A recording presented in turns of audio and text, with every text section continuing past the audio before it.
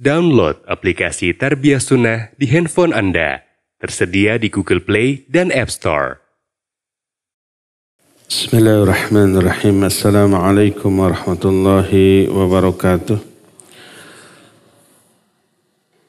Alhamdulillahilladzi anzala as-sakinata fi qulubil mu'minin liyazdadu imanan ma'a imanihim.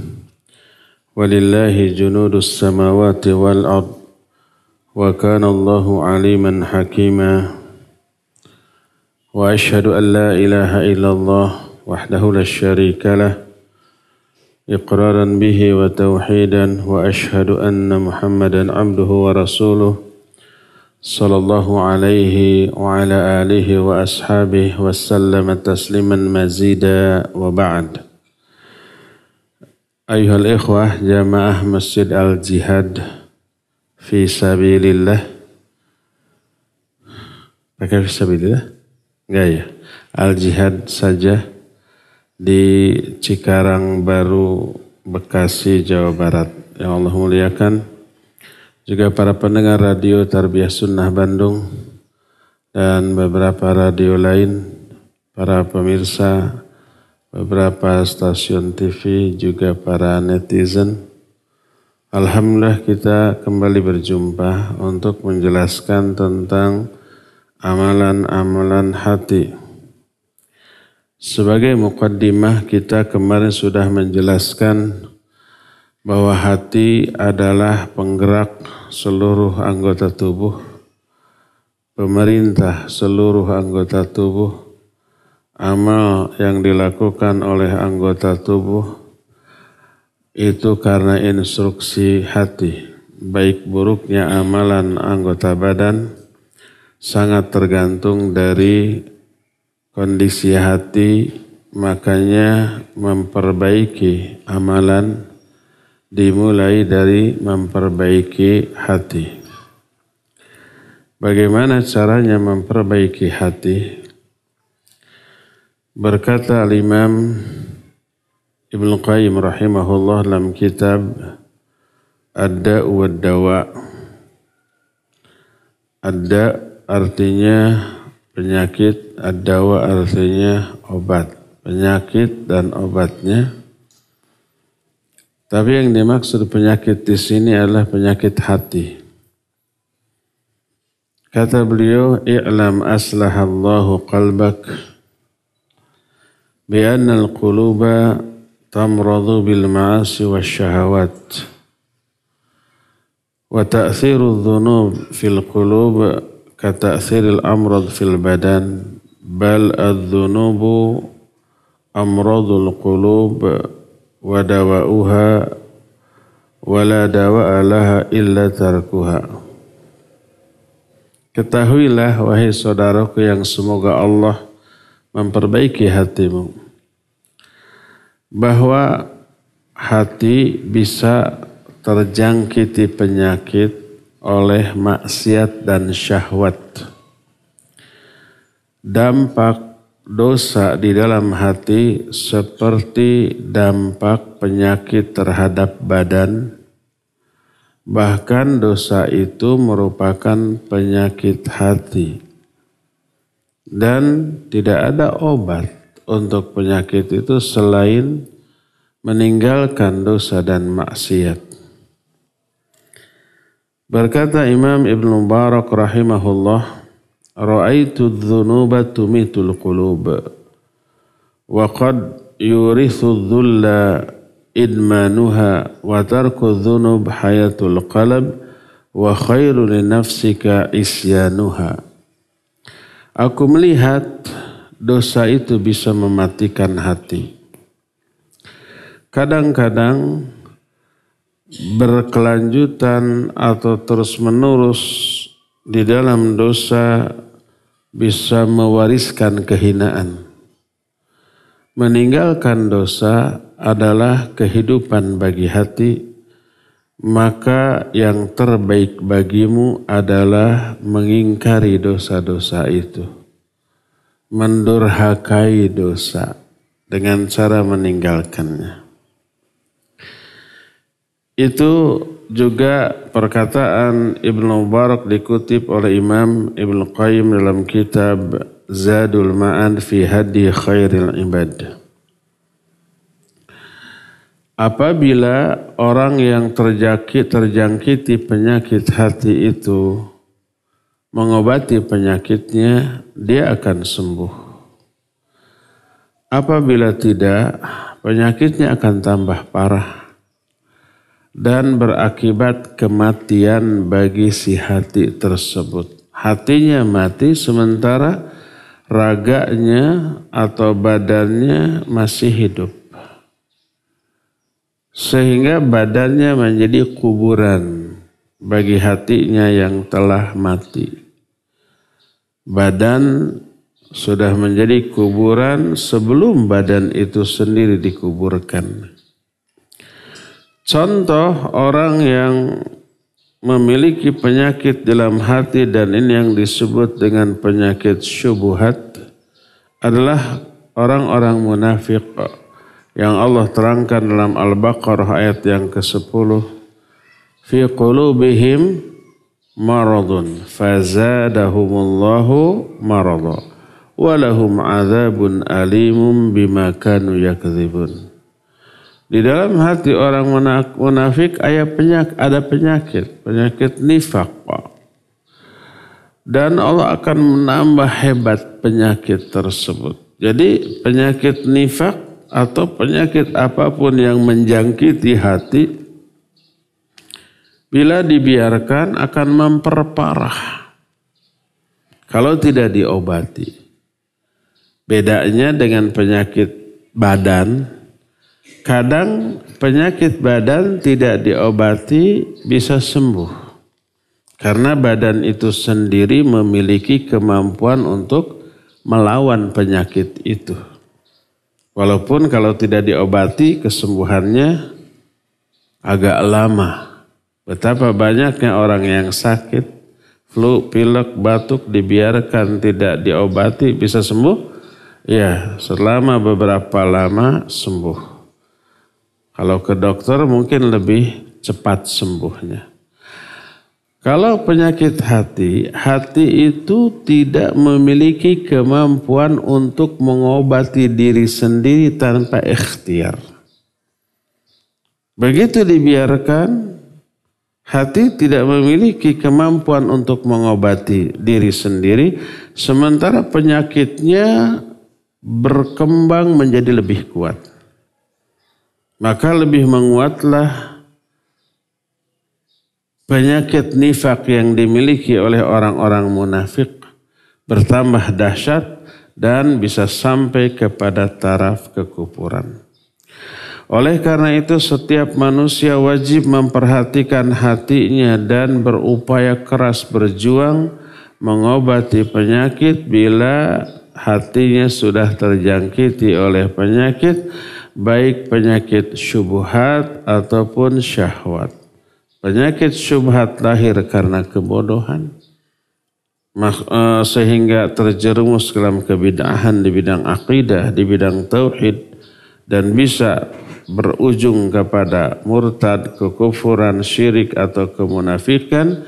Adapun penyakit syahwat lahir karena hawa nafsu. Bagaimana cara mengobatinya? Pertama, qiraatul Qur'anil Karim bitadabbur. Membaca Al-Qur'anul Karim dengan cara mentadaburi apa yang dibaca. Mulutnya membaca, hatinya menghayati maknanya. Dari sinilah kita dituntut untuk tahu arti dari ayat yang kita baca. Kalau umpamanya belum tahu, belajar. Berkata Imam Ibnu Qayyim dalam kitab Syifa'ul Alil. Kata beliau, syifa itu obat. Al-alil itu orang yang terjangkiti penyakit. Penyakitnya disebut illah. Orangnya alil. Kata beliau, Al-Quranul Karim Rabi'ul Qulub wa Shifa'us Sudur wa Nurul Basair wa Hayatul Arwah wa huwa kalamu Rabbil Alamin. Yastadi'u bihil amdu fi dhulumatis syubuhati wa syahwat wa yata'azza bihi an kulli fa'itin wa yata'azza bihi an kulli musibatin wa yastasfi bihi min adwa'i qalbih. Kata beliau, Al-Quranul Karim adalah penyebab lapangnya hati, obat bagi jiwa, cahaya bagi basirah kita, kehidupan bagi ruh-ruh kita. Dia adalah ucapan Rabbul Alamin. Seorang hamba merasa terterangi dengan Al-Quran di tengah gelapnya syubhat dan syahwat. Dia akan termuliakan di saat harga dirinya hilang. Dia akan terbantu dari setiap musibah yang menimpanya. Dia akan tersembuhkan dari seluruh penyakit hati. Berfirman Allah Azza wa Jalla tentang sifat-sifat Al-Quran. Sifat ini mengisyaratkan salah satu di antara fungsi Al-Quran. Allah berfirman dalam surah Yunus ayat 57.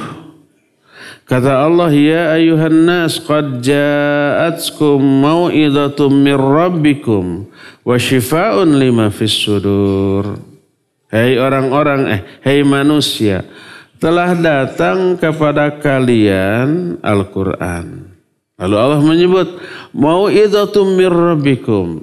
Al-Quran ini pelajaran dari Rabb kalian, wa shifaa'un lima fis sudur, dan penyakit bagi semua obat dan obat bagi semua penyakit yang ada di dalam dada. Dalam surah Fussilat 44 Allah juga berfirman, qul huwa lilladzina amanu hudaw wa shifa. Katakan oleh Muhammad, Al-Quran itu bagi orang-orang yang beriman adalah hudan dan syifa.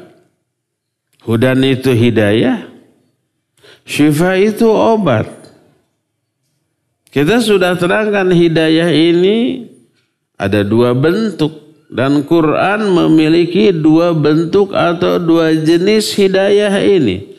Hidayah yang pertama berupa ilmu, teori, pengetahuan, pencerahan. Disebut hidayah irsyad wa dilalah. Berupa ilmu.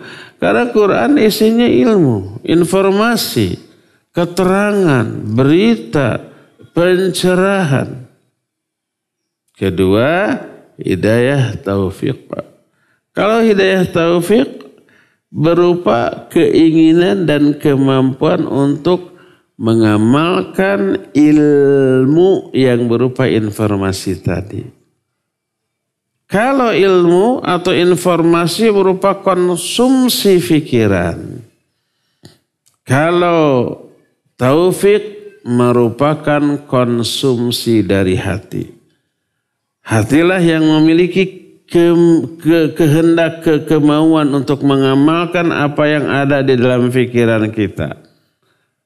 Lalu dibarengi dengan kemampuan yang Allah berikan, teraplikasilah ilmu itu dalam bentuk amalan. Ini yang disebut hudan. Al-Quran hudan. Al-Quran juga syifa, obat. Dua ayat tadi menjelaskan beberapa fungsi Al-Quran. Pertama mau'idhah, pelajaran dari Allah. Kedua syifa atau obat bagi semua penyakit yang ada di dada. Yang ketiganya adalah hudan atau hidayah. Surah Ali Isra ayat 82 menyatakan wa yunazzilu minal Qur'ani ma huwa shifaa wa rahmatul lil mu'minin. Dan telah kami turunkan minal Quran. Min di sini bukan min li tab'id, tapi disebut min li jinsi. Jangan diartikan sebagian. Dan telah kami turunkan sebagian Al-Quran yang berupa obat dan rahmat. Loh, kalau begitu ada ayat Al-Quran lain yang tidak berupa obat dan rahmat. Kalau min di sana disebut min litab'id. Keliru. Syekh Al-Utsaimin menjelaskan ini lijinsi. Maksudnya semua ayat Al-Quran adalah obat dan rahmat. Wa yunazzilu minal Qur'an ma huwa syifa, dan kami turunkan Al-Quran semuanya, bukan sebagian, sebagai syifa, sebagai obat dan rahmat bagi orang-orang mukmin. Maka ketika mengomentari ayat ini, fasubhana man ja'ala kalamahu syifaan taman lima fis sudur faman istashfa bihi sahha wa bari'a min maradih. Maha suci Allah yang telah menjadikan kalamnya sebagai obat yang sempurna bagi seluruh penyakit hati. Siapa orang yang berobat dengan Al-Quran, dia akan sehat dan sembuh dari penyakitnya. Oleh karena itu, coba perhatikan beberapa isi Al-Quran dan tuntut paksakan dirimu untuk memahaminya selain membacanya. Salah satu di antara kemu'jizatan Al-Quran adalah Quran ini walaupun dibaca oleh orang yang tidak paham arti, daya sentuhnya besar dan orang bisa menangis karena baca atau mendengar Quran walaupun tidak paham artinya. Membacanya saja walaupun tidak paham adalah obat. Apalagi disertai dengan pemahaman. Wa talib nafsaka bil qiyami bi ahkamihi wa qalbaka bi fahmi ma'anihi wa sirraka bil iqbali alaih. Tuntut jiwamu untuk menerapkan hukum-hukum yang terdapat dalam Al-Quran. Paksakan hatimu untuk memahami makna yang terkandung dalam Al-Quran. Dan dorong batinmu untuk fokus pasrah menghadap dan menerima seluruh ayat Al-Quran. Dilihat dari fungsi Al-Quran, tidak heran Quran ini memiliki dampak yang besar terhadap jiwa orang-orang yang membaca dan memahaminya, apalagi mengaplikasikannya. Coba lihat beberapa sebutan dari Al-Quran. Satu sebutan minimalnya menerangkan fungsi dari Al-Quran itu. Pertama, Al-Quran disebut syifa. Artinya obat karena bisa mengobati penyakit batin, penyakit hati. Al-Quran disebut rahmat. Rahmat itu wujud nyata dari kasih sayang Allah Azza wa Jalla kepada manusia. Dan bila rahmat ini turun, dampaknya kepada manusia luar biasa kepada hati manusia. Coba lihat ayat-ayat lain yang menerangkan tentang efek dari rahmat. Rahmat itu bisa menyebabkan orang yang hatinya tadi keras, yang melahirkan sifat yang kasar, bisa menjadi lunak karena Al-Quran dan sikapnya menjadi lembut. Lembutnya sikap karena lunaknya hati, kasarnya sikap karena kerasnya hati. Salah satu cara melembutkan hati, melunakkan hati sehingga sifat sikapnya juga lembut, cari rahmat Allah tuh. Allah berfirman dalam Ali Imran ayat 159, kata Allah, fabima rahmati minallahi linta lahum walau kunta faddan ghalidhal qalb lang faddu min hawlik.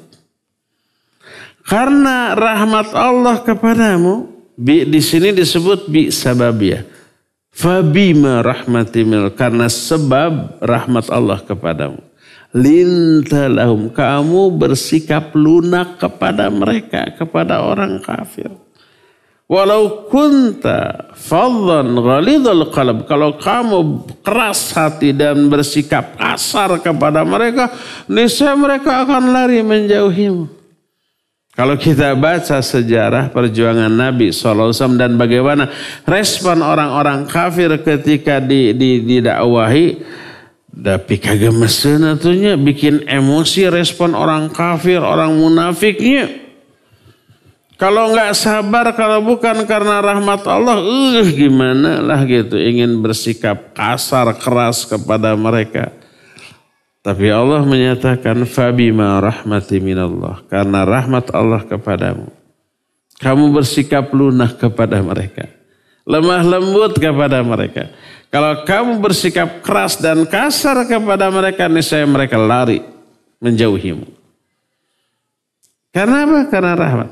Salah satu fungsi rahmat melunakkan hati, melembutkan sikap. Rahmat juga bisa berfungsi atau berfaedah atau mengakibatkan orang itu tidak selalu mengikuti dorongan hawa nafsu.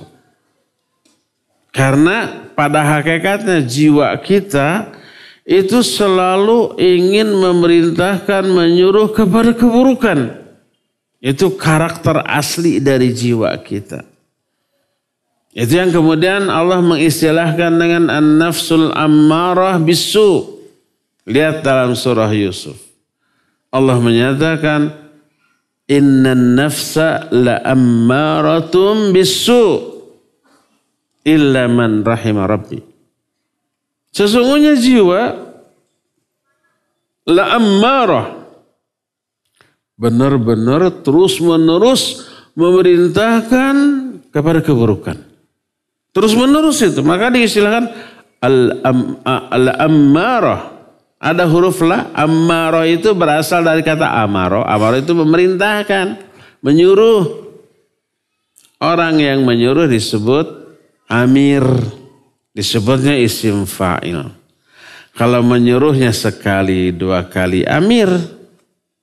Tapi kalau nyuruhnya terus-terusan dengan kesungguh-sungguhan disebut ammar. Dalam bahasa Arab disebut segat mubalaghah. Segat itu bentuk kata, mubalaghah itu berlebih-lebihan gitu.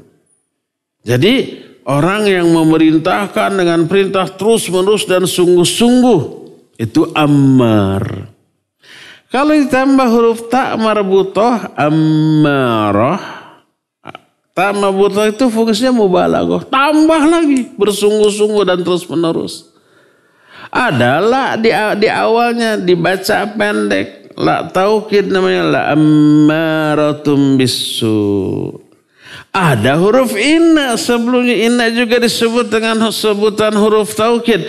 Innan nafsa la ammaratum bisu. Tambah-tambah. Jiwa ini benar-benar terus-menerus dengan kesungguh-sungguhan selalu memerintahkan kepada keburukan.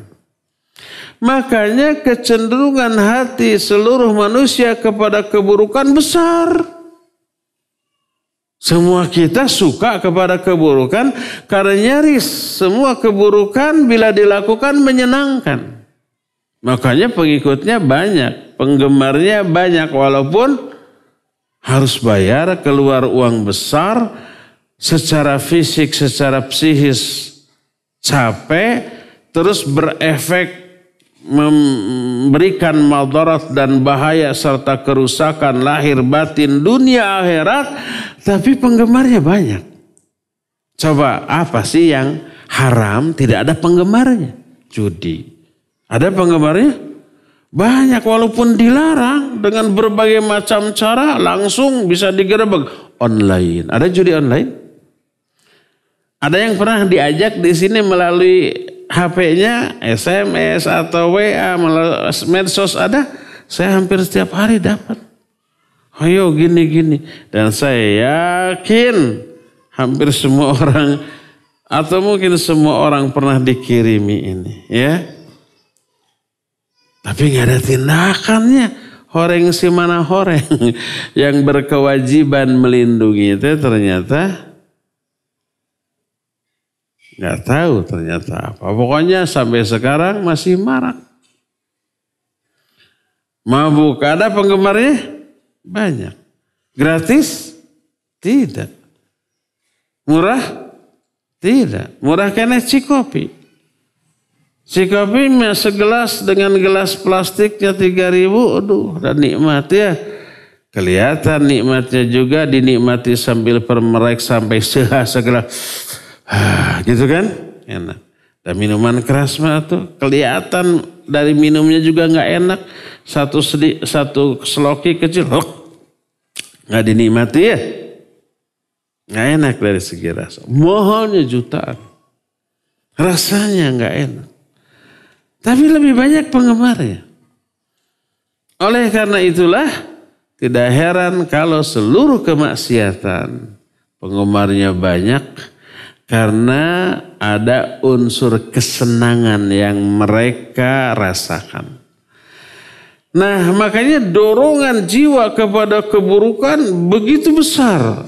Allah menyatakan innan nafsa la'ammaratum bisu. Sesungguhnya jiwa manusia memerintahkan kepada keburukan dengan perintah yang terus-menerus, sungguh-sungguh. Tapi kata Allah, illa man rahimah rabbi. Kecuali orang yang dirahmati oleh Allah. Yang dirahmati oleh Allah mah tidak akan si jiwanya itu memerintahkan kepada keburukan. Enggak.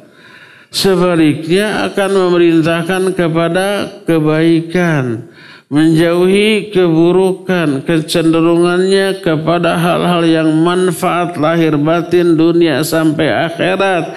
Sehingga jiwanya tidak lagi disebut an-nafsul ammaratu bisu, tapi termasuk an-nafsul mutmainnah. Dan kelak orang ini akan diseru, ya ayyatuhan nafsul mutmainnah, irji'i ila rabbiki radiyatan maradiyah fadkhuli fi ibadi wadkhuli jannati. Dari sini kita mengetahui salah satu fungsi rahmat, dampak rahmat, faidah dari rahmat, keuntungan yang akan lahir dari rahmat Allah adalah jiwa kita tidak akan memerintahkan kepada keburukan, tapi akan memerintahkan kepada kebaikan. Dan banyak lagi fungsi rahmat yang lainnya. Dan rahmat itu seluruhnya terkandung dalam Al-Quran. Ini sebutan lain dari Al-Quran yaitu rahmat. Ya syifa, ya rahmat. Rahmat pengaruhnya ke jiwa, coba lihat tadi. Syifa pengaruhnya kepada jiwa, kepada hati juga lihat. Al-Quran juga disebut mau'idhah, pelajaran. Karena isinya betul-betul berisi pelajaran. Al-Quran juga disebut hudan atau petunjuk. Karena memang isinya hidayah, baik berupa petunjuk, berupa ilmu, penjelasan, pencerahan, penerangan, ataupun taufik. Bahkan Al-Quran juga disebut dengan sebutan ruh. Karena fungsinya seperti ruh. Apa fungsi ruh? Menghidupkan badan yang tadinya sudah mati, dimasuki ruh, hiduplah dia. Seperti itu salah satu fungsi Al-Quran. Hati bisa mati, iya. Bisa sakit, iya. Ketika sakit diobati dengan Al-Quran semua. Setelah mati dimasuki Quran. Seperti jasad mati yang dimasuki ruh, dia hidup lagi. Allah berfirman dalam Al-Quranul Karim. Kata Allah, wa kadzalika auhayna ruhan min amrina. Kata Allah, demikianlah kami turunkan Kami wahyukan. Wa kadzalika auhayna ilaika. Kami wahyukan kepada engkau, hai Muhammad. Apa yang Allah wahyukan? Ruhan min amrin. Ruh dari perintah kami. Allah mewahyukan ruh. Maknanya Allah mewahyukan Al-Quran yang fungsinya seperti ruh. Itu menghidupkan jiwa yang sudah mati. Oleh karena itulah di dalam Al-Quran surah Al-Fat ayat yang cari sendiri. Dari ayat 1 sampai ayat 77. Ya sekitar ayat 27, 28 gitu ya. Allah menyatakan 26. Antara itulah Allah menyatakan, ya ayyuhalladzina amanu stajibu lillahi wa lirasulihi idza da'akum lima yuhyikum wa'lamu annallaha yahulu bainal mar'i wa qalbi wa annahu ilaihi tuhsyarun. Kata Allah, hai orang-orang yang beriman, istajibu lillahi wa lirasulihi, penuhi oleh kalian seruan Allah dan Rasulnya.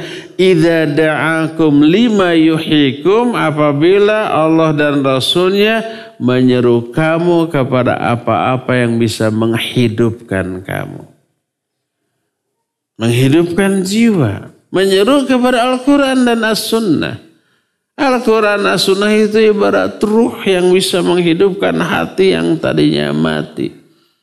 Contoh hati yang sudah mati adalah hati orang kafir, orang musyrik yang kayak gitu tuh udah mati hatinya. Gak berfungsi hatinya. Hati itu sebutan lain dari akal. Itu penjelasan para ulama. Karena apa? Karena hati fungsinya memahami. Lahum qulubun la yafqahuna biha. Mereka punya hati. Tapi hatinya gak dipakai untuk memahami. Walaqad dzara'na li jahannama katsiran minal insi wal jins lahum qulubun la yafqahuna biha. Kami akan penuhi neraka jahanam dengan kebanyakan bangsa jin dan manusia. Jin manusia yang gimana? Lahum qulubun la yafqahuna biha. Mereka punya hati. Tapi hati itu gak bisa dipakai memahami. Hati fungsinya memahami. Nama lain dari akal. Makanya ketika para ulama menafsirkan ayat inna fi dzalika la dzikra liman kana lahu qalbun au alqas sam'a wa huwa syahid. Dalam surah Qaf, sesungguhnya dalam hal yang demikian la dzikra, betul-betul ada peringatan. Untuk apa? Untuk siapa? Liman kana lahu qalbun, bagi orang yang punya hati, ay aqlun, yang punya akal. Imam Ibnu Katsir menerangkan itu dengan mengutip pendapat ulama-ulama terdahulu. Berkata Mujahid, berkata Qatadah, menyatakan ay aqlun. Qalbun maknanya aqlun. Karena fungsinya memahami. Ketika hatinya gak bisa memahami, itu hati mati.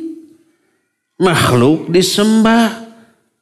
Batu, patung yang mereka bikin disembah. Harusnya kan yang menyembah itu yang dibikin menyembah kepada yang bikinnya, ya enggak? Tapi ini mah terbalik. Yang membikin menyembah bikinannya. Seperti umpamanya kita bikin kopi, cek-cek disembah.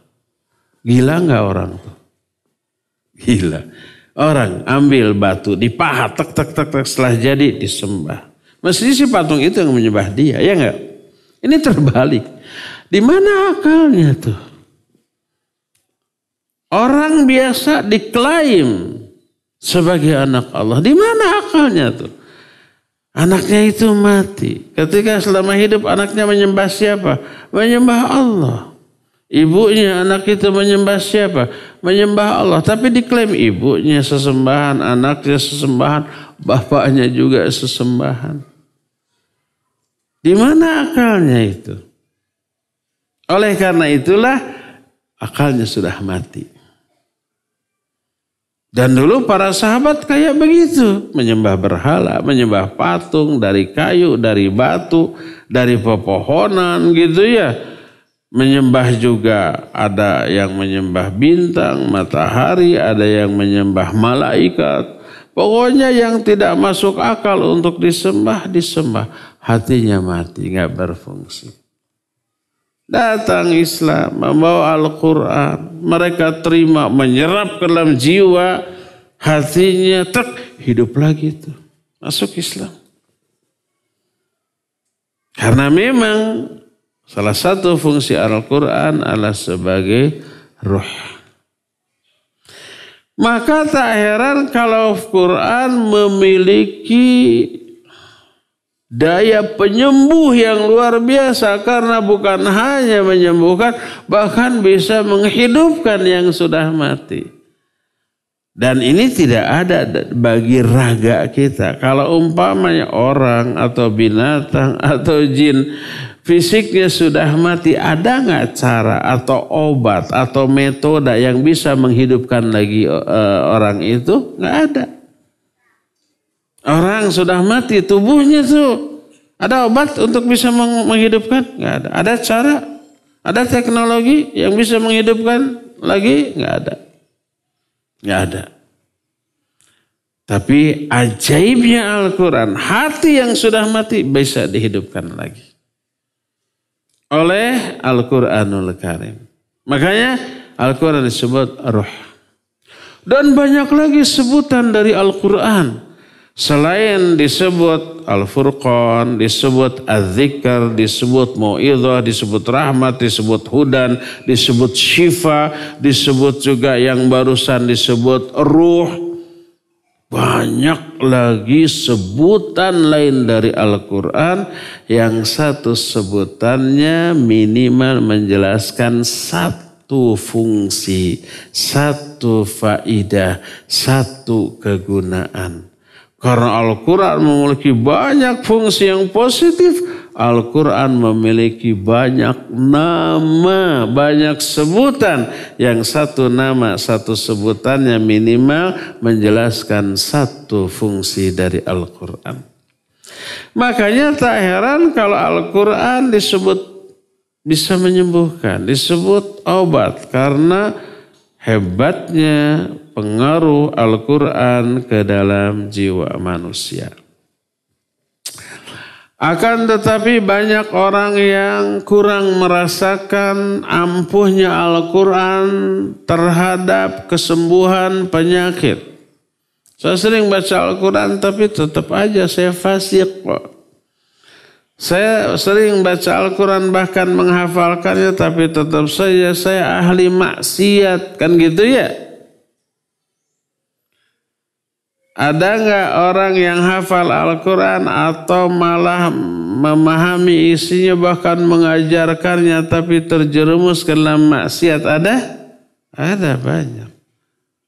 Kita kan pernah mendengar 3 orang manusia hebat dengan 3 amalan yang hebat. Tapi 3-tiganya masuk neraka. Bahkan menjadi penyebab neraka pertama kali dinyalakan. Itu karena 3 orang. Salah satu di antara 3 orang ini, yang pertama kan orang yang mati syahid ya. Jihad di medan perang mati syahid. Hebat nggak ini orang? Hebat. Yang ketiganya hartawan dermawan. Hebat nggak orang? Hebat. Banyak yang hartawan tapi tidak dermawan. Yang keduanya kenapa dilewat? Karena ini boga lalakonnya. Karena ini yang menjadi fokus pembahasan kita. Yang ketiga ini ahli Quran. Yang kedua bukan ketiga. Yang kedua ini ahli Quran. Kerjaannya belajar, mengajar, baca Quran, mengajarkan Quran. Belajar, mengajar, baca Quran, mengajarkan Quran. Banyak gak orang yang kayak gini? Sedikit. Kerjanya mempelajari ilmu, mengajarkan ilmu, baca Al-Quran. Seumur hidupnya begitu sampai mati. Setelah mati di akhirat oleh Allah ditanya, Aku telah memberikan banyak nikmat kepada kamu. Apa yang sudah kamu lakukan dengan nikmat ini?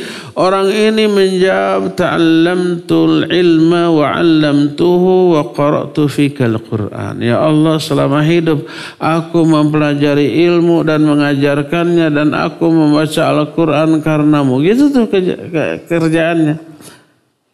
Belajar, mengajar, belajar, mengajar, belajar, mengajar. Apa efeknya? Efeknya orang itu gendut, buncit. Apa hubungannya ilmu dengan buncit? Bukan dengan ilmunya, tapi dengan pola hidup. Kalau orang kerjaannya belajar, mengajar, belajar, mengajar, banyak duduk, ya enggak? Enggak mungkin belajar sambil jogging. Enggak mungkin belajar sambil angkat beban. Ada 1-2 sambil baca gitu, angkat beban ada. Tapi umumnya belajar seduduk begini. Membaca, menghafal, atau menuliskan apa. Duduk. Ketika mengajar, nggak ada yang mengajar sambil jogging. Saya nggak pernah seumur hidup mengajar sambil jogging. Pasti duduk begini. Dari rumah ke tempat mengajar apa? Duduk lagi di mobil. Pulang, duduk. Mobilnya bisa travel, bisa ojol gitu ya. Ojol. Taksi online, bisa bus, bisa pinjaman, bisa rental, bisa nebeng. Pokoknya duduklah. Seumur hidup lebih banyak duduk, jarang gerak. Tak heran apabila orang-orang yang berkecimpung di dunia dakwah, belajar, mengajar, belajar, mengajar, perutnya apa? Buncit. Maka jangan terlalu sentimen kepada orang buncit. Itu lebih banyak belajar dan mengajar. Kalau itu ustaz. Ada ustaz yang six packs? Nggak ada kayaknya ya. Kalau six pack berarti minimal setiap hari 2 jam itu sit up-nya tuh. Atau olahraganya. Berbahagialah orang yang buncit. Jadi orang ini belajar mengajar baca Quran. Orang ini belajar mengajar baca Quran. Tapi apa? Orang itu diseret pada wajahnya. Belawang. Dibalangkan. Dilempar kepada api neraka. Waliyadzubillah. Ada kan? Padahal yang selama ini dikaji ilmu. Quran sunnah. Yang dibaca Quran. Kenapa sampai kepada neraka? Banyak kan orang yang seperti itu. Yang semoga Allah Azza wa Jalla menyelamatkan kita dari hal itu. Kenapa terjadi orang mempelajari membaca Al-Quran akan tetapi tidak bisa menjadi obat bagi dirinya? Ada beberapa hal. Pertama, coba padukan sikap perlakuan kita kepada Al-Quran dipadukan dalam setidak-tidaknya 5 hal. Pertama, ya baca sesering mungkin. Bila perlu dan harus diusahakan odoj. One day, one juz. 1 hari, 1 juz. Sebulan, tamat. Musalsal, berkesinambungan. Hari ini 1 juz. Besoknya juz kedua. Besoknya juz ketiga. Sebulan tamat, balik lagi. Dihayati atau tidak? Faham arti atau tidak? Kalau itu rutin, terus rasakan sensasinya, efek baiknya. Perlakukan Al-Quran dengan cara pertama dibaca secara musalsal. Secara berkesinambungan. Tamat, balik lagi. Tamat, balik lagi. Tamat, balik lagi. Ini yang pertama. Kedua, agendakan, alokasikan waktu khusus untuk memahami isinya. Belajar terjemahnya atau tafsirnya yang lebih baik. Kalau terjemah ada Quran terjemah, baca 1 ayat, lihat artinya. Baca 1 ayat, lihat artinya. Lama-lama karena akrabnya kita dengan Al-Quran, akhirnya kita tahu artinya. Baik arti secara umum, awalnya secara umum dulu, tidak kata per kata. Lama-lama kata per kata juga kita paham maknanya. Dengan memahami makna ada penghayatan. Ini ruh dari bacaan Al-Quran kita adalah penghayatan terhadap maknanya.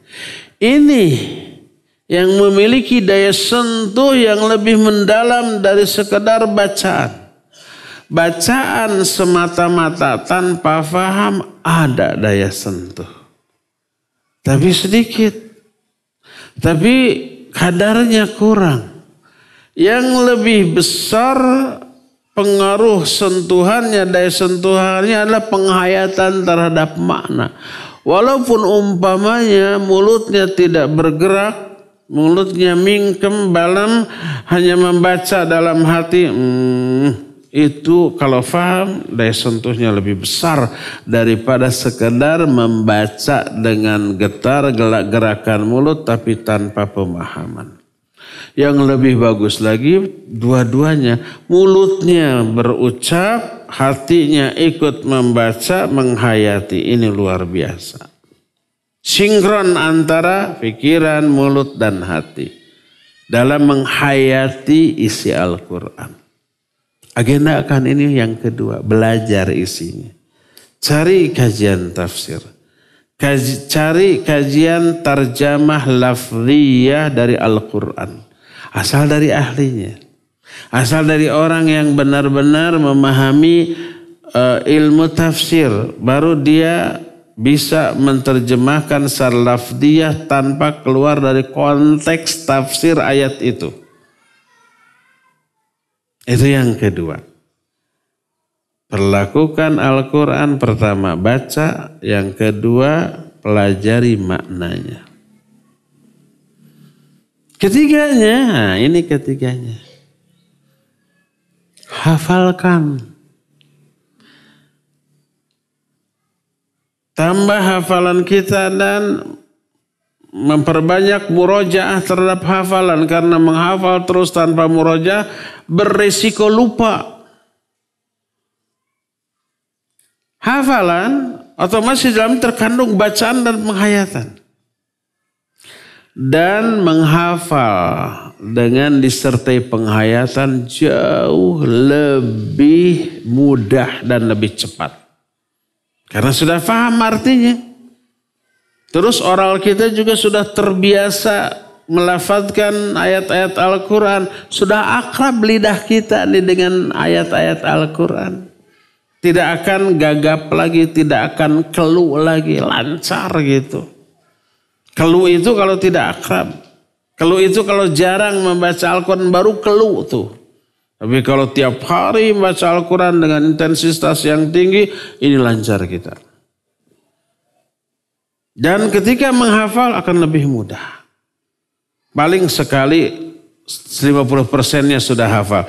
2 kali mengulang 75%, 3 kali mengulang 100% sudah.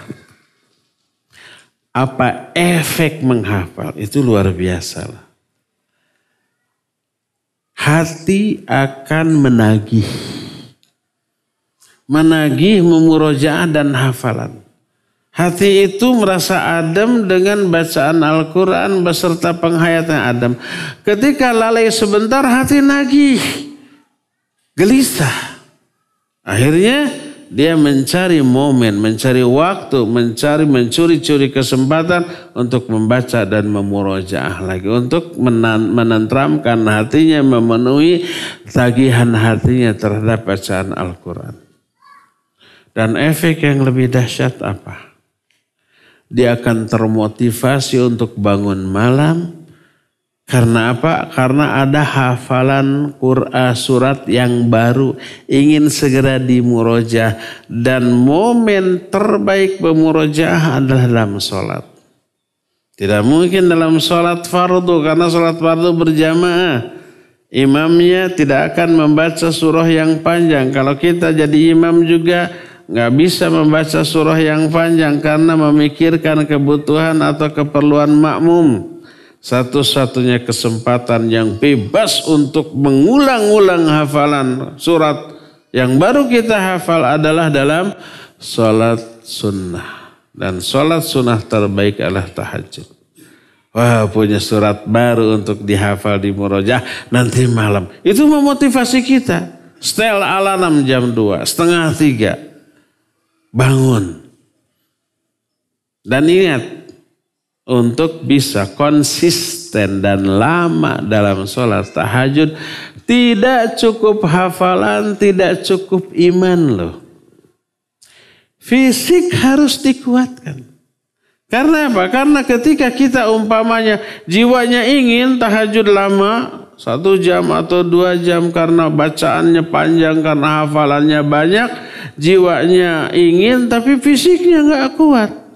Cara rangkel, pegel, cangkeng, panas gitu ya.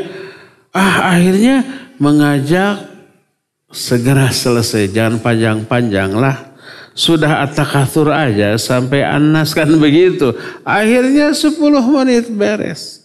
Jiwa ingin sejam, fisik gak kuat. Makanya perhatikan fisik. Kalau kita berolahraga dengan niat seperti itu, olahraganya jadi ibadah loh. Kenapa kamu jogging terus? Kenapa kamu lari terus? Kenapa kamu latihan fisik terus? Agar saya kuat. Badan saya, fisik saya kuat. Kondisi saya fit. Untuk apa fit? Agar kalau tahajud bisa 2 jam. Agar kalau saum tidak loyo. Agar kalau ngaji begini tidak cepat ngantuk. Kan betapa banyaknya orang cenghar, susah tidur, insomnia. Tapi kalau dalam kajian seperti ini tibra. Ada yang begitu? Ada. Ngaji itu obat tidur yang lebih efektif daripada obat tidur. Dah pastanya jauh mah curi-curing hak deui atuh. Ngorejat deui atuh. Sebelum ngaji kopi 2 gelas biar cenghar. Begitu Ustaz sudah innal hamdalillah. Makanya ada doa sebelum ngaji. Bismika Allahumma amut wahya. Begitu beres ngaji, orang-orang baca doa akhir majlis, dia bacanya alhamdulillahilladzi ahyana ba'dama amatana wa ilaihi nusyur. Salah penerapan doa. Doa tidur dibaca di momen ngaji. Kenapa ada orang yang baca Quran baru 25 menit udah ngantuk. Salah satunya selain jiwa yang lemah juga fisik yang lemah. Kita olahraga agar badan sehat, kondisi fit, stamina kuat. Ngaji, baca Quran bisa berjam-jam, tahajud bisa berjam-jam, saum sunat juga enggak loyo, tidak menghalangi kita dari aktivitas pokok. Makanya saya harus sempit. Olahraga dengan niat itu jadi ibadah. Jadi padukan kekuatan lahir dan batin, kekuatan jiwa dan raga, kekuatan fisik dan psikis kita agar dua-duanya bisa bekerja sama dalam melakukan ibadah dan amal soleh. Itulah yang ketiga. Jadi perlakukan Al-Quran yang pertama baca musalsal, yang kedua fahami maknanya, ketiga hafalkan. Keempat, jangan lupa ini inti dari diturunnya Al-Quran. Amalkan isinya. Aplikasikan makna yang terkandung di dalamnya. Wujudkan dalam keseharian kita. Sehingga seluruh ucapan dan perilaku kita adalah pengamalan nyata dari Al-Quranul Karim. Seperti yang dinyatakan oleh para sahabat tentang Rasul Sallallahu Alaihi Wasallam, orang terdekatnya yaitu Aisyah ketika ditanya, "Kaifa kana khuluqu Rasulillah Sallallahu Alaihi Wasallam?" Bagaimana sih akhlak Rasul? Aisyah menjawab, kana khuluquhul Quran. Akhlaknya itu adalah Al-Quran. Maknanya Al-Quran sudah teraplikasi dalam seluruh tindak tanduknya. Ini yang keempat.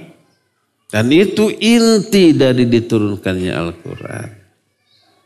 Yang kelima, sikap terakhir kita yang tidak boleh diabaikan terhadap Al-Quran lah, ajarkan, dakwahkan.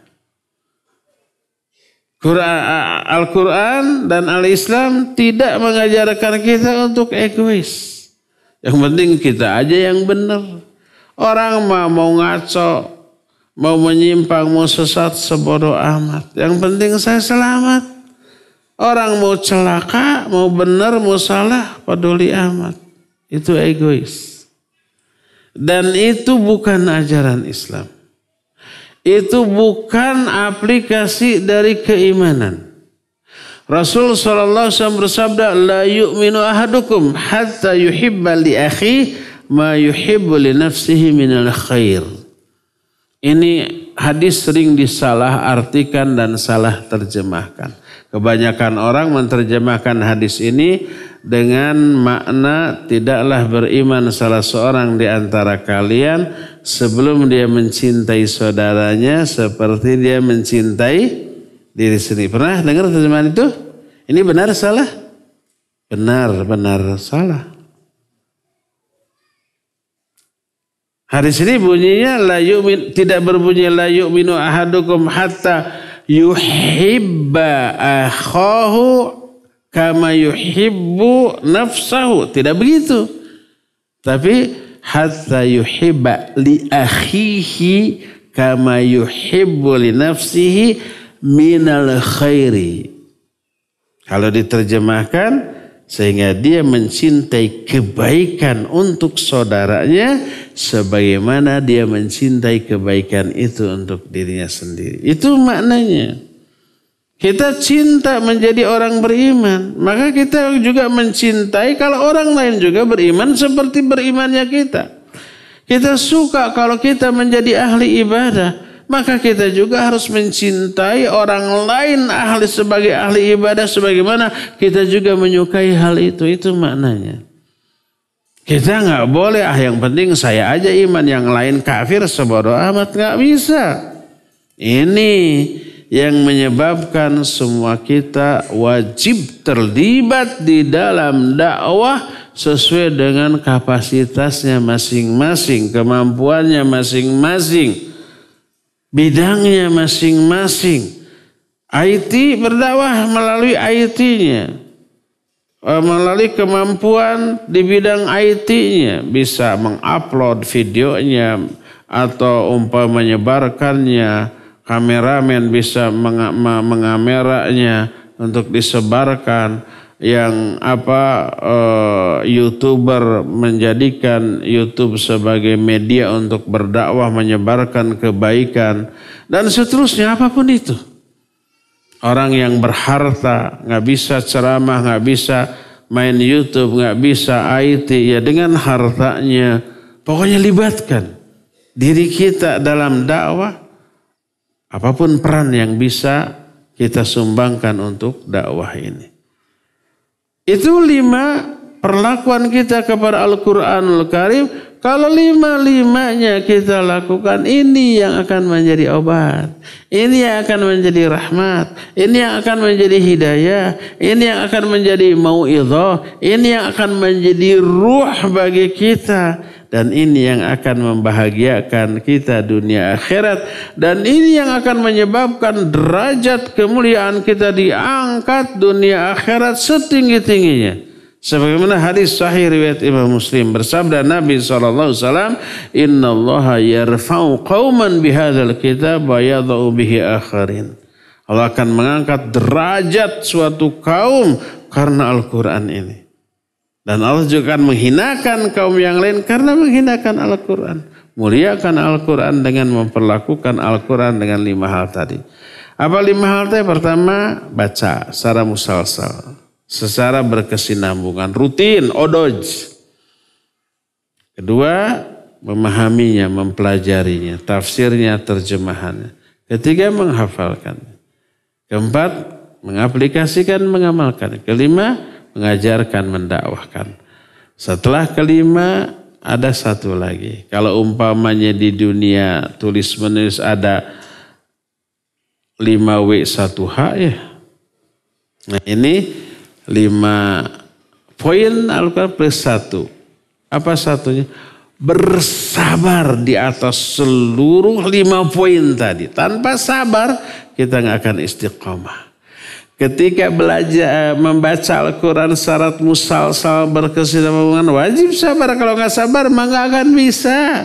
Sekarang baca dek 1 juz, besok plong sebulan kemudian baru baca lagi. Bisa begitu nanti. Demikian juga ketika mempelajari maknanya wajib bersabar. Ada kemalasan, ada rasa berat, ada macam-macam halangan. Demikian juga menghafalkannya. Demikian juga apalagi mengamalkannya. Demikian juga mendakwahkan, mengajarkan, mengandung risiko bersinggungan dengan orang. Banyak orang yang akan tersinggung dengan dakwah kita. Sebaik apapun dakwah yang kita sampaikan. Kurang apa sih dakwah Nabi SAW? Dari seluruh aspek dibimbing oleh wahyu. Ada orang yang membenci, memusuhi, memerangi? Banyak. Itu sunnatullah. Kalau seorang nabi dengan dakwah sehebat itu masih banyak yang membenci, memusuhi, memerangi, apalagi kita ya. Jangan mundur dari semua itu, tetap sabar, istiqomah di atas hal tersebut ya. Inilah obat pertama bagi hati kita yaitu Al-Quran. Perlakukan Al-Quran dengan 5 perlakuan yang tadi diterangkan. Kita terus ke obat yang kedua. Tsaniyan, obat yang kedua.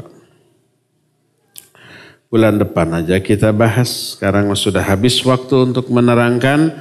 Kita tinggal punya sisa untuk bertanya jawab. Wa sallallahu ala nabiyina Muhammadin wa ala alihi wa ashabihi wasallam. Bismillah, assalamualaikum waalaikumsalam warahmatullahi. Pak Ustadz mau tanya, apakah Al-Quran bisa mengobati semua penyakit? Bagaimana prakteknya? Ada orang yang punya penyakit gagal ginjal dan cuci darah. Al-Quranlah obat, gimana tafsirnya, mohon nasihatnya. Taib. Apakah Al-Quran mengobati penyakit lahir saja? Penyakit batin saja? Atau lahir saja atau dua-duanya? Pertama, yang dimaksud obat Al-Quran sebagai obat disebut syifa'un lima fis sudur. Obat bagi penyakit jiwa, penyakit hati, penyakit dada. Penyakit jiwa itu ada 2, syubhat dan syahwat. Syubhat adalah penyakit yang lahir dari kebodohan. Berupa apa? Berupa salah faham dalam memahami tauhid, akidah dan agama ini. Akhirnya dia terjerumus ke dalam kebid'ahan dalam masalah akidah, dalam masalah tauhid, kebid'ahan dalam masalah ibadah, kebid'ahan di dalam memahami agama ini. Kebid'ahannya kadang-kadang sampai membuat dia murtad dari Islam, kadang-kadang tidak. Tergantung jenisnya, bentuknya, dan kadarnya. Nah itu disebut penyakit hati dalam bentuk syubhat. Penyebab utamanya kebodohan. Karena Al-Quran berisi ilmu, Al-Quran menjadi obat bagi penyakit syubhat ini. Kesalahpahamannya bisa diluruskan dengan penjelasan Al-Quran yang bersumber dari ahlinya. Siapa ahlinya? Nabi, para sahabat, dan para ulama.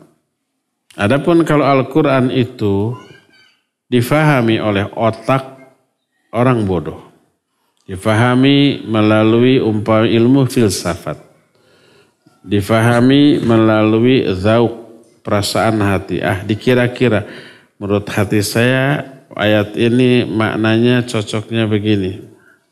Keliru. Itu bukan alat untuk memahami Al-Quran. Sama dengan obat dari dokter. Oleh pasien yang bodoh tentang ilmu kesehatan difahami oleh kebodohannya. Salah. Saya pernah cerita di beberapa tempat. Saya yakin di sini belum. Di tempat ini. Tapi di antara antum mungkin ada yang pernah dengar di tempat lain cerita dari saya juga. Dulu waktu saya kecil, mungkin belum sekolah atau SD, saya punya paman.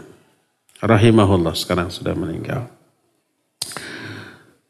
Dia punya borok di kaki. Sampai kata orang Sunda mah, jiih. Jiih itu boroknya basah. Ke dokter.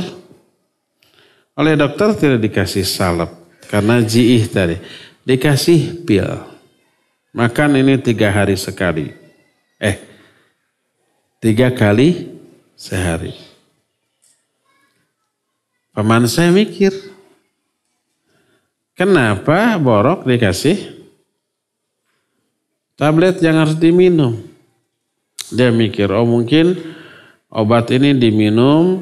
Kemudian isi kandungannya melalui dari dalam mengobati borok ini dari dalam, gitu kan? Melalui pembuluh darah, melalui gitulah. Dia mikir pertama pahit. Kedua lama. Dari mulai makan sampai hancur kesenakan, lamanya. Dia mikir kenapa si pil ini tidak langsung aja dipurulukan, ditaburkan. Akhirnya dia mikir gitu dengan kebodohan. Akhirnya dihancurkan, digerus. Terus ditaburkan ke boroknya. Langsung tuh, pahit enggak. Tapi langsung obatnya ke sana. 3 kali dia lakukan. Masuk akal enggak? Menurut dia masuk akal banget ya enggak? Cara berpikirnya benar apa salah? Menurut dia benar. Setelah habis tambah jiih. Si boroknya tambah gede. Setelah habis dia ke dokter lagi. Dok tambah gede. Obatnya habis nggak? Habis. Berapa hari soal? 3 kali sehari. Bingung dokter, masa nggak ada efek, harusnya garing. Nanti setelah garing baru saya kasih salep gitu. Betul kamu sudah? Betul ngan kia dok dipurlukan. Dasar bodoh. Bukan begitu cara kerja obat. Jadi orang dengan kebodohannya terhadap dunia obat-obatan dan dunia penyakit, ijtihad melahirkan kesimpulan seperti itu. Menyembuhkan enggak? Tambah parah. Ini terhadap obat loh, terhadap masalah kesehatan. Bayangkan kalau Al-Quran disalahfahami. Dengan kebodohannya, enggak paham tafsir, enggak paham tentang bahasa Arab, dia memahami Quran dari terjemah dengan otaknya. Bahaya. Ibarat orang borok tadi diobati oleh dokter tapi salah cara mempergunakan obat itu, dia ijtihad dengan kebodohannya tambah parah. Untung tidak punya diabetes. Kalau punya diabetes bisa gimana? Bisa diakuntansi ya. Bisa dipotong. Bisa diamputasi. Nah, itu contoh. Jadi berijtihad dengan kebodohannya terhadap masalah dunia bisa salah. Apalagi masalah agama ya. Tadi apa pertanyaannya? Nah, jadi syubhat adalah penyakit kesalahpahaman terhadap agama karena kebodohan. Kalau syahwat itu karena hawa nafsu. Dia tahu bahwa itu salah, haram, dosa. Tapi karena hawa nafsu dia lakukan. Contohnya apa? Contohnya mabuk, berjudi, berzina. Atau yang sering dilakukan oleh kalangan kita. Ghibah, namimah, dusta, Tahu nggak pelaku ini bahwa perbuatan itu dosa? Tahu. Coba tukang mabuk tanya, tahu nggak mabuk itu dosa? Tahu. Judi dosa? Tahu. Nyopet ketika ketangkep. Tanya, tahu nggak nyopet itu dosa? Pasti tahu. Kenapa dilakukan? Karena hawa nafsu. Itu syahwat. Nah, kalau syubhat obatnya ilmu, kalau syahwat amalnya tobat dan amal soleh. Obatnya tobat dan amal soleh. Dua-duanya ada dalam Al-Quran. Quran obat bagi itu. Makanya syifa'un lima fis sudur. Apa bisa Quran menjadi obat bagi penyakit fisik? Ya bisa. Dengan cara bagaimana? Dibacakan. Namanya ruqyah syar'iyah. Seperti pernah nggak Nabi dan para sahabat melakukannya? Pernah, sering. Abu Bakar As-Siddiq radhiyallahu an ketika bersembunyi dengan Nabi SAW di Gua Thur, Abu Bakar dipatuk ular. Karena ketika masuk Gua Thur, Nabi disuruh nunggu dulu di luar. Abu Bakar masuk ke dalam untuk memastikan aman. Di dalam gua itu banyak lubang-lubang ular. Ular di padang pasir tuh berbisa loh. Ular derik ya. Dia buka bajunya, dia sobek-sobek, dia sumpal. Semua lubang ular, semuanya tersumpal, bajunya habis. Tinggal satu yang tersisa. Nggak ada lagi baju yang tersisa untuk disumpalkan. Akhirnya dia tutup dengan kakinya. Lalu dipersilakan Nabi SAW masuk, suruh berbaring di pangkuannya. Dengan posisi kakinya satu menutup satu lubang ular. Nampaknya ular yang ada dalam itu gak suka. Lubangnya ditutup, engap merenya. Gawawak tadi gegel itu. Dipatuk Abu Bakar, sakitnya gak ketulungan. Tapi beliau tidak mau menjerit atau ngerejat karena Nabi SAW sedang terlelap tidur. Sampai tipe perket nahan sakit, tak tahan air matanya keluar dan menetes ke wajah Nabi SAW yang mulia. Terbangun beliau. Lalu ditanya, masya'nuk ya Abu Bakar, ada apa wahai Abu Bakar? Kata beliau, inni ludightu, aku disengat ular. Disengat, dia apa? Digigit, dipatuk. Terserahlah mau dipatuk, mau digigit. Pokoknya gitu. Dilihat bengkak. Mungkin si bisanya sudah mulai menjalar. Oleh Nabi SAW dibacakan Al-Quran. Dibacakan doa, diludahi. Kata Abu Bakar, seketika hilang sakitnya. Seketika. Kata Syekh Al-Utsaimin rahimahullah, ini menunjukkan ruqyah syariah lebih ampuh, lebih mujarrab daripada obat hissi apapun. Termasuk 1500 tahun setelah itu, zaman sekarang sudah modern. Kalau ada orang dipatuk ular, gimana cara ngobatinya? Mungkin disuntikan serumnya nantinya. Apakah begitu suntik langsung hilang? Enggak. Mungkin berproses. Sorenya disuntikan, malamnya mungkin menggigil dulu, demam dulu, pingsan dulu, ya, mengigau dulu, menderita dulu, baru besoknya ada reaksi. Kan gitu ya? Ini mah enggak. Saat itu diruqyah, saat itu sembuh dan hilang. Hilang sakitnya, hilang efek dari bisanya itu. Nah ya ini. Jadi bacakan.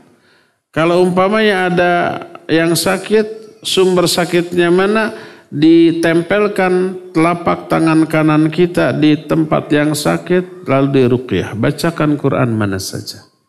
Fatihah boleh, ya. Al-Ikhlas, Al-Falaq, An-Nas boleh. Termasuk doa Allahumma rabban nasi adhibil basa isfi anta syafi dan seterusnya. As'alullahal azim rabbal arsyil azim ayyasfiyaka 7 kali. Oleh karena itu juga bisa jadi obat, ya. Apa bisa menyembuhkan atau tidak? Sama dengan obat hissi. Kadang sembuh, kadang Tidak.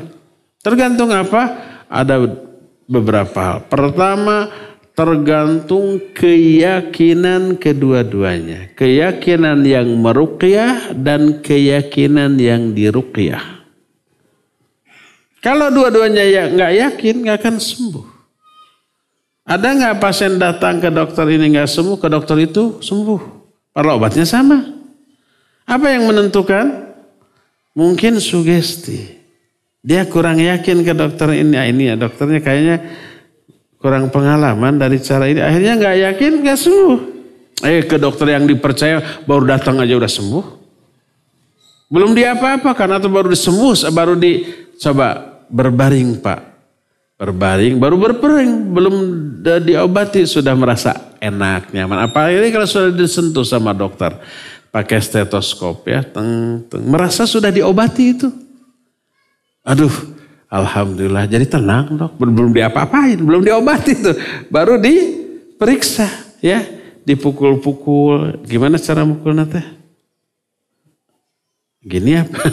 Oh iya pakai gini, tek gitu ya. Biar teh nyeri meren. Itu sudah merasa diobati. Padahal belum diobati. Baru diperiksa. Tapi sudah memberi sugesti. Ya. Ya apakah Quran bisa menyembuhkan penyakit gagal ginjal dan cuci darah? Tergantung siapa yang meruqyah dan bagaimana kepercayaan pasien yang diruqyah.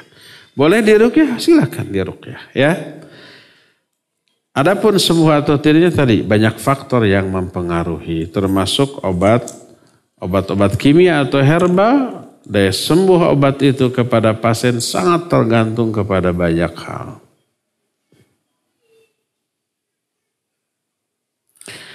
Ustaz, kan saya sudah belajar kalau baca Al-Fatihah harokat panjang pendek dan hurufnya kan harus benar agar sholatnya sah.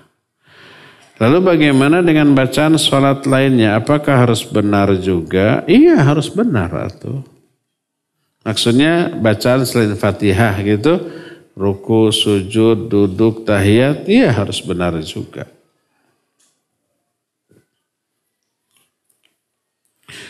Bagaimana cara untuk menghilangkan rasa dendam yang ada di dalam hati? Saya sudah berusaha untuk memaafkan. Tapi jika teringat akan perkataan-perkataannya, saya kesal lalu muncul kembali. Pertama, makanya jangan diingat-ingat. Kesalahan orang, kezaliman orang, lupakan. Agar kita tidak dendam. Dan ingat, kekesalan, kebencian kita kepada orang sering muncul dalam sholat. Karena syaitan tahu itu yang bisa menyedot perhatian orang itu. Maka sebelum sholat nggak ingat. Begitu takbir Allahu Akbar ingat ke si anunya, belinnya luar biasa. Akhirnya selama sholat diingat-ingat dia terus. Direncanakan kalau ketemu orang itu akan gini. Dalam sholat. Ngelamunlah sholat. Bagaimana cara menghilangkannya? Pertama lupakan. Cepat fokus lagi. Kalau itu dalam sholat. Kalau di luar sholat cepat alihkan perhatian dan ingatan kita kepada urusan lain. Cepat ta'awud. Itu syaitan. Cepat ta'awud. A'udzubillahi minasyaitonirrajim. Baik ta'awudnya begitu atau Rabbi a'udzubika min hamazatis syayatin wa a'udzubika Rabbi ayahdurun. Ya Allah, aku berlindung kepada Engkau dari godaan setan. Aku berlindung kepada Engkau dari kehadiran mereka di sekitar aku. Itu ayat. Ya, cepat ta'awud, cepat palingkan lagi pikiran kita kepada urusan lain. Ketiga, yakini buruknya efek dari dendam. Dendam itu seperti virus yang menggerogoti bagian tubuh kita. Dendam itu bisa mendorong kita untuk berbuat zalim kepada orang tersebut. Bisa-bisa kita balas dendam dengan yang lebih jahat daripada kejahatan dia. Bisa-bisa kita terdorong menggibahi dia, memfitnah dia, mencelakai dia. Dan itu merugikan kita. Terus yakinilah bahwa kezaliman orang itu memberikan keuntungan kepada kita. Dosa kita gugur, pahala kita nambah, doa kita dikabul oleh Allah, dan orang yang zalim otomatis kontan dibalas oleh Allah di dunia dan kelak akan dibalas di akhirat. Di dunia aja sudah dihukum oleh Allah. Dia sudah terjerumus ke dalam kerugian yang besar dengan kezalimannya. Apa hukuman yang kontan? Pertama, dicabut hidayah dari diri orang itu oleh Allah. Kedua, nah ini nih. Dia itu selain bertambah dosanya, juga berkurang pahalanya. Dari mana pertambahan dosanya? Pertama dari perbuatannya, kedua dosa kita di-offer sama dia. Pahala dia di-offer ke kita. Jadi kalau ada orang yang zalim kepada kita, sama dengan begini. Sini dosa kamu saya ambil, nih pahala saya untukmu. Siapa yang rugi, siapa yang untung? Yang rugi yang zalim, yang untung yang menjadi korban kezaliman. Itu hukuman langsung dari Allah. Makin sering dia zalim ke kita, makin banyak dosa kita yang dia ambil, makin banyak pahala dia yang di-offer ke kita. Jadi yang untung kita. Bila perlu tantang. Masa ngasih pahala cuma segitu? Masa ngambil dosa saya cuma sedikit? Hayo dong lagi gitu. Tantang saja sok. Sekarang gibahi, besok fitnah gak apa-apa. Sebarkan aib saya ke seluruh dunia lewat medsos. Gak rugi. Itu sama dengan sini dosa kamu semua untuk saya. Nih pahala saya semua untuk kamu. Datang ke akhirat orang itu bangkrut. Muflis namanya ya. Dia dapat pahala sholat, pahala ngaji, pahala saum, pahala macam-macam kebaikan. Dapat pahala di-offer ke kita. Makanya para ulama menyatakan tidak ada orang yang lebih bodoh daripada orang yang tukang ghibah. Karena dia memberikan pahala kebaikan kepada orang yang dia benci. Kenapa dia menggibahi orang lain? Karena benci kepada orang itu kan. Dibenci tapi dikasih hadiah. Pahala diambil dosa dia ke kita.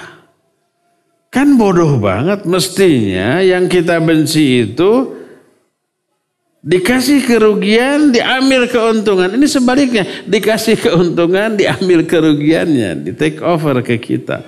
Kan bodoh tuh orang. Jadi kalau kita dizalimi, tersenyumlah. Berarti kita untung, dia rugi.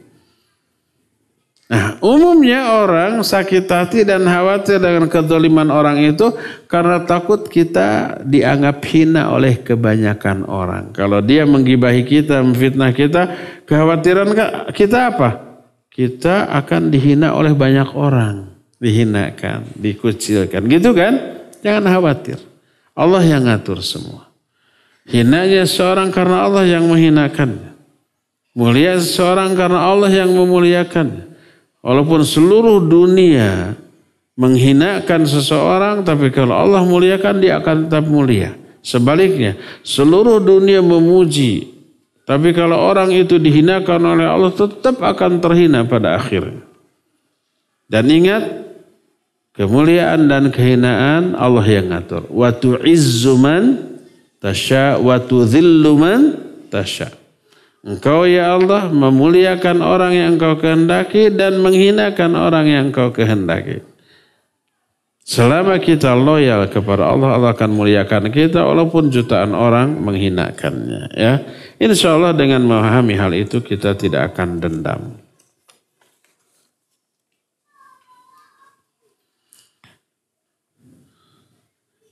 Di dalam masyarakat, suami anak tidak terlalu sosialisasi dengan ahli bidah. Namun sosialisasi sering banyak dengan sama ikhwan salafi. Tidak mau bermasyarakat dengan ahli bidah. Apakah suami anak ternyata terkena penyakit hati? Iya, harus dibedakan antara yang namanya bersosialisasi itu apakah bersahabat setiap kali gaul ngobrol, atau menghindari pergaulan dekat dengan mereka tetapi tetap bersikap baik ketika berjumpa. Itu dua hal yang harus dibedakan. Kalau yang dimaksud bersosialisasi adalah bersahabat, sehari-hari bergabung ngobrol sama mereka, ini nggak boleh. Dilarang oleh Al-Quran, dilarang oleh As-Sunnah. Kata Allah dalam Al-Quran, kalau kamu melihat wa idza ra'aital ladzina istuhzi'u, melihat ayat-ayat Allah di istihza, diolok-olok, maka menghindarlah.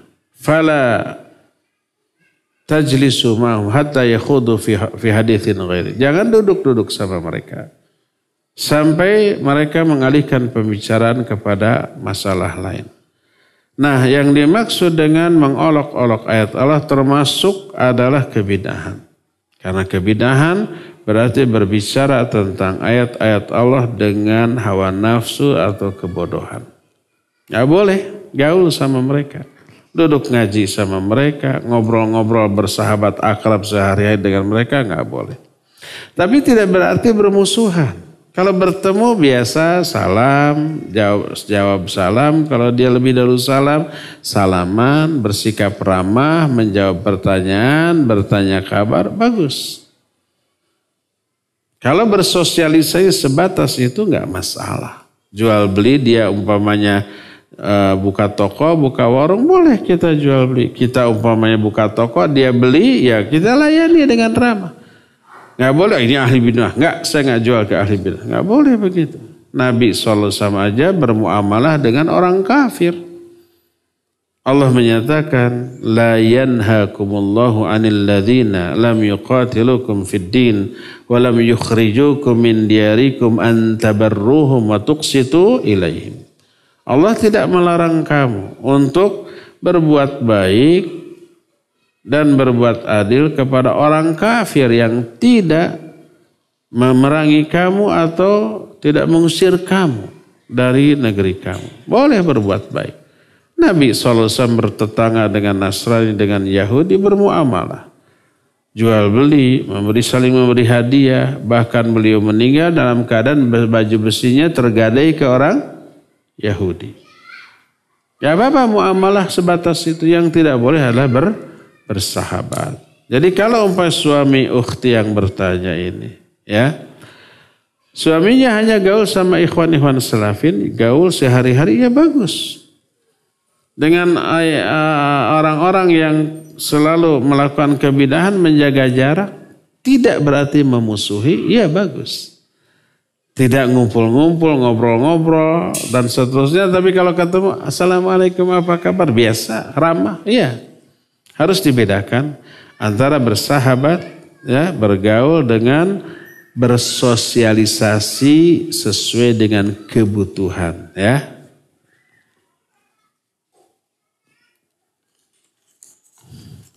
Terakhir, mohon maaf tidak semuanya terjawab, panjang-panjang. Anak saya sudah kuliah, akhwat. Tetapi kalau disuruh pakai baju syar'i, dia belum mau. Seringkali kami sebagai orang tua selalu mengingatkan dia untuk memakai baju syar'i. Bagaimana cara menasihatinya lagi? Qadarullah anaknya ada di sini. Nanti sampai rumah jangan berantem. Pertama, mungkin telat. Mestinya sudah dikondisikan sejak kecil.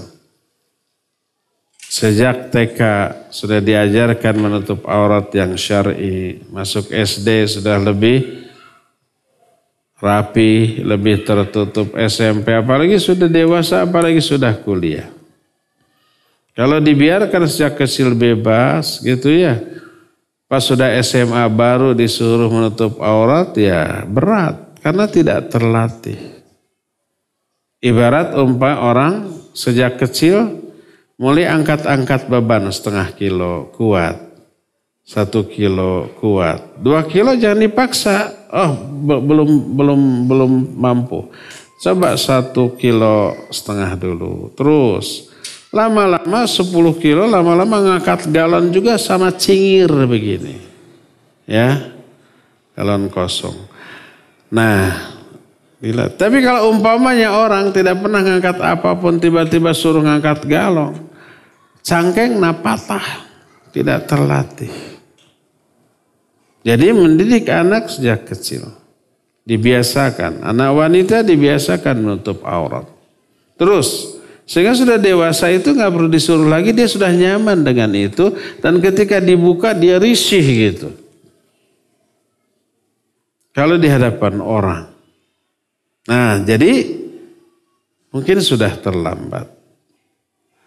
Apakah dibiarkan? Gak boleh dibiarkan, lebih baik terlambat daripada tidak sama sekali. Iya. Apa yang harus dilakukan kalau sudah kuliah belum bisa menutup aurat? Pertama, tetap sampaikan nasihat. Ilmunya sampaikan bahwa menutup aurat bagi wanita batasannya ini.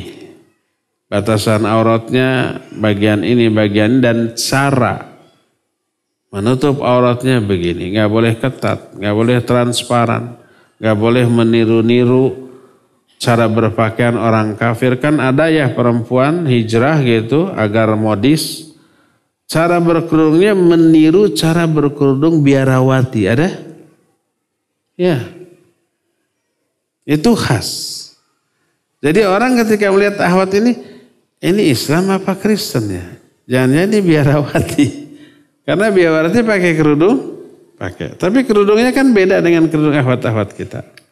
Itu tasyabbuh dengan orang kafir, maka tidak boleh. Jadi sampaikan batasan aurat wanita agar dia faham. Sampaikan bahaya apabila aurat tidak tertutup. Bahaya tidak bagi si anak tapi juga merembet ke orang tua. Dengan cara sebaik mungkin di momen yang setepat mungkin. Ya. Nah, terus jangan lupa mendoakan hidayah bagi anak. Nah, tapi dari semuanya itu ingat.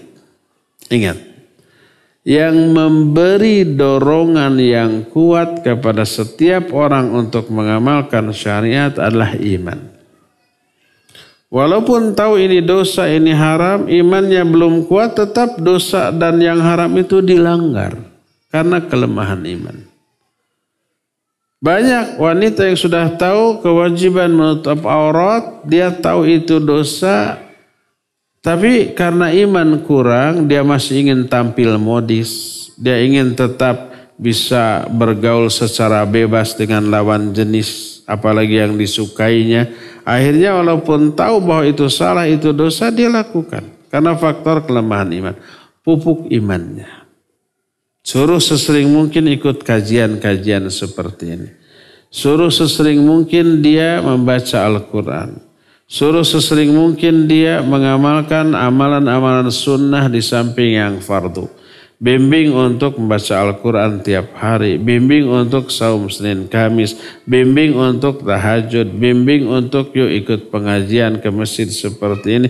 Itu untuk memupuk iman. Itu fondasi sekaligus motivasi.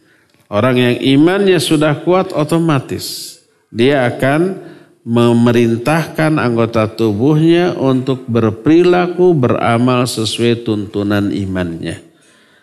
Itulah yang harus dilakukan ya. Cukup ya sampai di sini. Mohon maaf tidak semua pertanyaan terjawab karena terbatasnya waktu. Insya Allah kita akan jumpa kembali di masa yang akan datang. Subhanakallahum bihamdik asyhadu an la ilaha illa anta astaghfiruka wa atubu ilaik walhamdulillah rabbil alamin. Wassalamualaikum warahmatullahi wabarakatuh.